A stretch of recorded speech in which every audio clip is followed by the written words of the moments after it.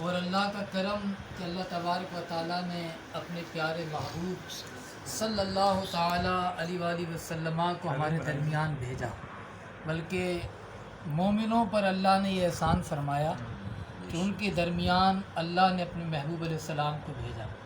اگر حضور نہ ہوتے تو کچھ بھی نہ ہوتا، نہ یہ زمین، نہ یہ آسمان، نہ یہ چاند، نہ یہ تارے، کچھ بھی نہ ہوتا۔ لولا کلمہ خلقت الافلاق، حدیث قدسی میں آتا ہے، نبی رحمت شفیع امت صلی اللہ تعالی علیہ وآلہ وسلم نے فرمایا کہ اللہ فرماتا ہے کہ حبیب، اگر آپ کو پیدا کرنا مقصود نہ ہوتا تو نہ تو ہم یہ زمین بناتے، نہ یہ آسمان بناتے، نہ چرند پرند کچھ بھی نہ بناتے، حتیٰ کہ میں اپنے رب ہونے کا بھی اظہار نہ کرتا۔ تو ہمیں جو کچھ ملا یہ سرکار کریم علیہ السلام کا صدقہ ہے، اور اللہ کی نعمتوں پر شکر گزار بھی ہونا چاہیے، اور اللہ کی نعمتوں کا خوب چرچا بھی کرنا چاہیے۔ تو حضور تو اللہ کی وہ نعمت عظمیٰ ہیں کہ جن کے صدقے کائنات کی ہر نعمت ہمیں نصیب ہے۔ تو وہ لوگ بڑے ہی خوش نصیب ہیں کہ جو سرکار کریم علیہ السلام کا میلاد مناتے ہیں، اور یہ کوئی نیا طریقہ نہیں ہے۔ الحمدللہ مسلک حق اہل سنت و جماعت وہ مسلک حق ہے کہ ہمارے جو بھی عقائد ہیں، ہمارے جو بھی نظریات ہیں، ہمارے جو بھی شعار اہل سنت کے اندر اعمال آتے ہیں، یہ تمام کے تمام الحمدللہ قرآن و حدیث کے مطابق ہے۔ ٹھیک ہے نا؟ جس طرح میلاد کا مقصد آقا کریم علیہ الصلوۃ والسلام کا ذکر کرنا، حضور کے کمالات کا، حضور کے معجزات کا، حضور کی شان و عظمت کا، حضور کی سخاوت کا، حضور کی امت سے محبت کا، حضور کی عطا کا، حضور کی کرم نوازیوں کا ذکر کرنا، یہی میلاد ہے۔ تو صحابہ اکرام علیہم رضوان، حضرت ابن عباس رضی اللہ تعالیٰ عنہما سے روایت ہے کہ ایک دن صحابہ اکرام اسی طرح محفل سجائے بیٹھے آقا کریم علیہ السلام کی شان میں قصیدے گا رہے تھے، حضور کا ذکر خیر کر رہے تھے۔ اتنے میں آقا کریم علیہ الصلوۃ والسلام اس محفل میں خود تشریف لے آئے۔ حضور نے فرمایا میرے صحابہ کیا کرتے ہو؟ کہا کہ یا رسول اللہ ہم آپ کا ذکر خیر کر رہے ہیں، سرکار آپ کے جو ہم پہ احسان ہیں، جو آپ کی عطائیں ہیں، اس کا ذکر کر رہے ہیں، اللہ نے جو آپ کو شان اور عظمت عطا کی اس کا ذکر کر رہے ہیں۔ تو حضور علیہ الصلوۃ والسلام نے خوشی کا اظہار فرمایا، اور آقا کریم علیہ الصلوۃ والسلام نے فرمایا کہ تمہارے اس عمل کی برکت سے اللہ تبارک و تعالیٰ نے تمہاری مغفرت فرمائی۔ یہ تو وہ الحمدللہ کام ہے۔ اور قادری سلسلے کے بڑے عظیم پیشوا کہ حضرت سیدنا سرکار جنید بغدادی علی رحمۃ اللہ الہادی، آپ فرماتے ہیں کہ مسلمان کا سب سے قیمتی سرمایہ اس کا ایمان ہوتا ہے۔ تو حضرت جنید بغدادی رحمۃ اللہ تعالی علیہ فرماتے ہیں کہ جو شخص اللہ تبارک و تعالیٰ کے پیارے محبوب علیہ الصلوۃ والسلام کا میلاد مناتا ہے تو میلاد منانے کی برکت سے اللہ تبارک و تعالیٰ اس کو ایمان کی سلامتی عطا کرتا ہے، اور جب وہ دنیا سے جائے گا اس حال میں جائے گا کہ اس کا ایمان سلامت ہوگا۔ تو جہاں ایمان کی سلامتی کے اور بھی ذریعے ہیں، نیک اعمال ہیں، دیگر کام ہیں، وہیں ایمان کی سلامتی کا ایک ذریعہ اللہ کے پیارے حبیب علیہ الصلوۃ والسلام کا میلاد منانا بھی ہے۔ تو اللہ تبارک و تعالیٰ ہمیں اور ہماری تا قیامت آنے والی نسلوں کو اپنے پیارے محبوب علیہ السلام کا سچا عشق عطا فرمائے، اور اپنے محبوب علیہ الصلوۃ والسلام کی اللہ تبارک و تعالیٰ ہم سب کو کامل اتباع عطا فرمائے۔ دیکھیں آقا کریم علیہ السلام ہمارے درمیان تشریف لائے، اللہ نے مومنوں پہ احسان کیا، کوئی اپنا محبوب کسی کو نہیں دیتا، لیکن اللہ نے مومنوں پہ احسان کیا کہ اپنا حبیب عطا فرما دیا۔ اور آقا کریم علیہ السلام ہمارے درمیان اس لیے تشریف لائے کہ حضور ہمارے ہادی ہیں، حضور ہمارے رہبر ہیں، حضور ہماری رہنمائی فرمانے والے ہیں، حضور بھٹکے ہوئوں کو راہ ہدایت پہ لانے والے ہیں، حضور بے ایمانوں کو ایمان کا نور عطا فرمانے والے ہیں، اور حضور اللہ کے بندوں کو اللہ سے ملانے والے ہیں۔ تو اس وقت جو ضرورت ہے نا، وہ نبی پاک علیہ الصلوۃ والسلام کی جہاں میلاد کی ہم خوشیاں مناتے ہیں، وہاں ضرورت یہ ہے کہ ہمیں چاہیے کہ جس طرح نبی رحمت شفیع امت صلی اللہ تعالیٰ علیہ وآلہ وسلم اپنے امتی کو دیکھنا چاہتے ہیں، ہمیں چاہیے کہ ہم ویسے بن جائیں۔ اور جس کے اندر اگر ہم دیکھیں تو آقا کریم علیہ الصلوۃ والسلام کی محبت کی اگر ہم بات کریں تو ہر امتی یہ چاہتا ہے کہ وہ اپنے نبی پاک علیہ الصلوۃ والسلام کو خوشی پہنچائے۔ حضور علیہ الصلوۃ والسلام کے قلب اطہر کو ٹھنڈک پہنچائے، کیونکہ آقا کریم علیہ السلام وہ محسن و غمخوار نبی ہیں کہ جب دنیا میں تشریف لائے تو زبان پر یہی تھا رب حبلی امتی، اے اللہ میری امت کو میرے حوالے کر۔ جب معراج کی رات اللہ تبارک و تعالیٰ کی بارگاہ میں ملاقات کے لیے گئے تو یہی سوال تھا، یہی دعا تھی رب حبلی امتی۔ اور جب مقام خاص پر یعنی قبر انور میں جب آقا کریم علیہ السلام کو اتارا گیا تو حضور کے لبہائے مبارکہ جنبش کر رہے تھے اور دعا یہی تھی رب حبلی امتی۔ تو آقا کریم علیہ السلام اپنے غلاموں کو کبھی نہیں بھولے۔ سیدی اعلیٰ حضرت فرماتے ہیں کہ جو نہ بھولے ہم غریبوں کو رضا، جو نہ بھولے ہم غریبوں کو رضا، ذکر ان کا اپنی عادت کیجیے۔ جب حضور علیہ الصلوۃ والسلام ہمیں نہیں بھولے تو ہمیں چاہیے کہ ہم ایسے اعمال کریں، ہم حضور علیہ الصلوۃ والسلام کی سنتوں پر ایسے عمل کریں کہ آقا کریم علیہ الصلوۃ والسلام ہم سے خوش ہو جائیں اور حضور ہم سے راضی ہو جائیں، اور حضور ہم سے راضی ہو گئے تو انشاءاللہ دونوں جہانوں میں ہمارا بیڑا پار ہوگا۔ اللہ کے حبیب علیہ السلام فرماتے ہیں کہ نماز میں میری آنکھوں کی ٹھنڈک ہے۔ جہاں میلاد منا رہے ہیں، حضور کے نام پہ لنگر لٹا رہے ہیں، حضور کے نام پر گلیاں سجا رہے ہیں، گھروں کو سجا رہے ہیں، تو اصل میلاد ہے اپنے کردار کو ویسا بنا لے جیسا حضور چاہتے ہیں۔ یہ سب اسی لیے کر رہے ہیں کہ حضور خوش ہو جائیں، اور اللہ تبارک و تعالیٰ اسی لیے یہ سارے کام ہم کر رہے ہیں۔ تو اگر ہم حقیقتاً اللہ کے حبیب علیہ السلام کو خوش کرنا چاہتے ہیں تو حضور فرماتے ہیں میری خوشی اللہ کی اطاعت میں ہے، میری خوشی اللہ تبارک و تعالیٰ کی بندگی میں ہے، میری خوشی ان کاموں میں ہے کہ جس کاموں سے اللہ اس کے رسول نے منع کیا ان سے رک جاؤ، اور جن کاموں کا اللہ اس کے حبیب نے حکم دیا ان کاموں میں لگ جاؤ۔ تو آقا کریم علیہ السلام نے فرمایا کہ نماز میں میری آنکھوں کی کیا ہے؟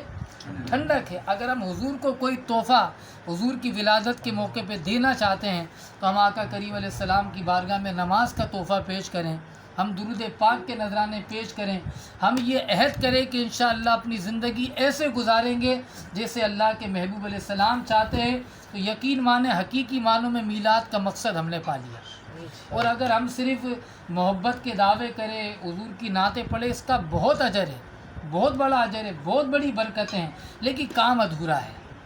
عمل کے بغیر کام ادھورا ہے، محبت کا دعویٰ ادھورا ہے، کیونکہ محبت تو جب کامل ہوتی ہے، انسان جس سے محبت کرتا ہے اس کے اطوار کو، اس کے اعمال کو اپناتا ہے، وہ کس میں خوش ہے اس کاموں کو اپناتا ہے، وہ کن کاموں سے ناراض ہوتا ہے محبوب ان کاموں سے انسان بچتا ہے۔ تو یقین مانے کامیابی اسی وقت ہوگی کہ محبت رسول کا دم بھرنے کے ساتھ ساتھ ہمیں باعمل بننا پڑے گا، ہمیں ایسا بننا پڑے گا جیسا اللہ کے محبوب علیہ السلام چاہتے ہیں۔ تو اللہ تبارک و تعالیٰ اس سال کے جشن ولادت کی خوشیوں کے صدقے میں اللہ کریم ہم سب کو حقیقی معنوں میں عشق رسول عطا فرمائے، اور اللہ تبارک و تعالیٰ کامل طریقے سے اپنے محبوب علیہ السلام کی ہم سب کو اتباع نصیب فرمائے۔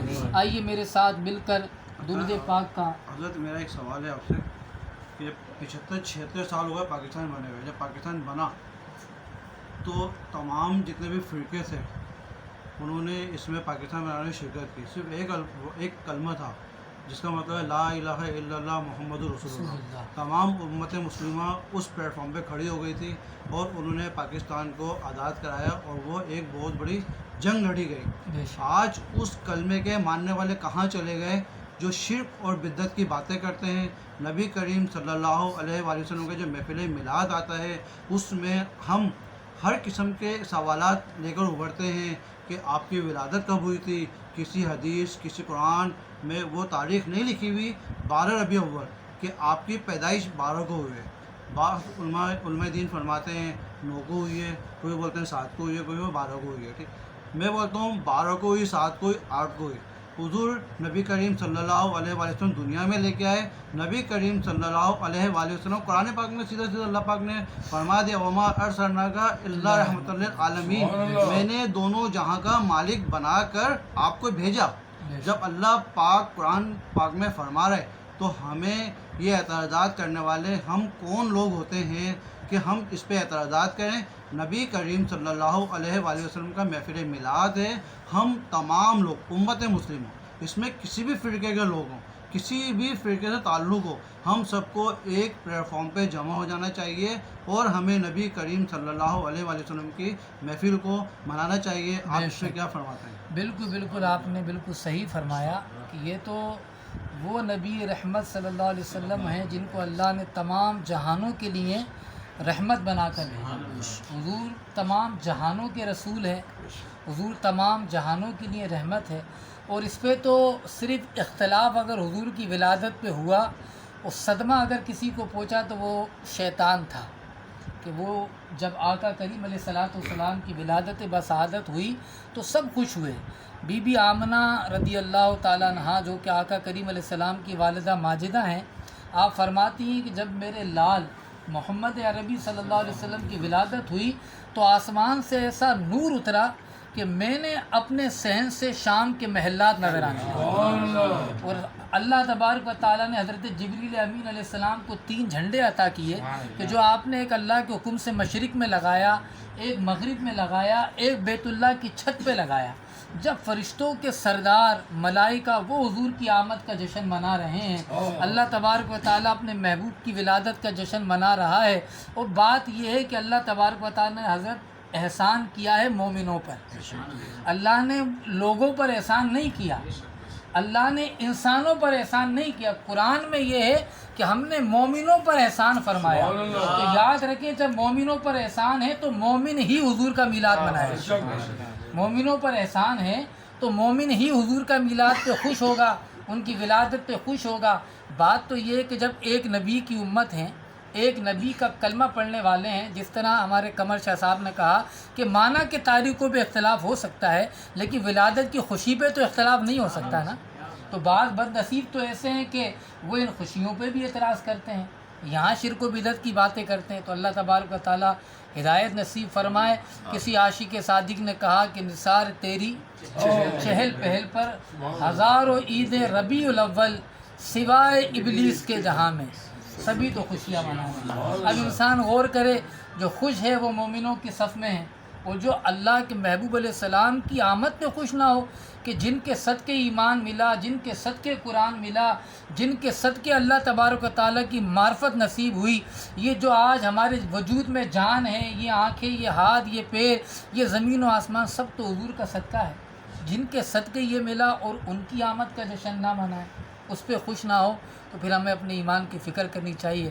اللہ تبارک و تعالیٰ ہم سب کا حامی و ناصر ہو، اور اللہ تبارک و تعالیٰ نبی پاک علیہ السلام کی ولادت ہمیں اور ہماری تا قیامت آنے والی نسلوں کو ہمیشہ دھوم دھام سے منانے کی توفیق عطا فرمائے۔